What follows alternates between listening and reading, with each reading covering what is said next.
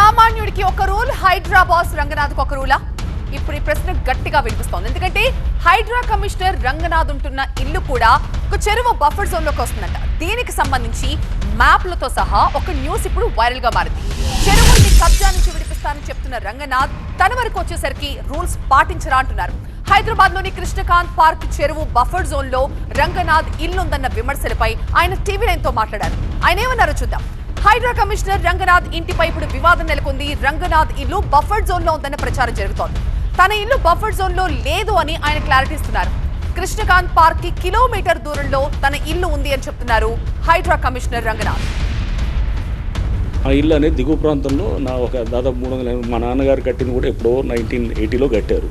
ఆ ఇంట్లోనే మా ఫాదర్ తోటి మేమంతా ఉంటున్నాం. ఇప్పటికి 44 ఏళ్ళ నుంచి ఉంటున్నాం. సో అది అక్కడ అసలు బఫరు ఎఫ్టీఆర్ అనేది ఉత్పన్నమే కాదనమాట. లేని దాని గురించి ఇదంతా సోషల్ మీడియాలో సరే ఎవరి ఇంట్రెస్ట్ వాళ్ళతోటి చేస్తూ ఉంటారు కాబట్టి సో దాన్ని సోషల్ మీడియాలో అది కొత్త ఇది ఇట్లా ఇది అబద్ధాన్ని కూడా 4 సార్లు అబద్ధం చెబితే నిజమని నమ్ముతారనే దాంతో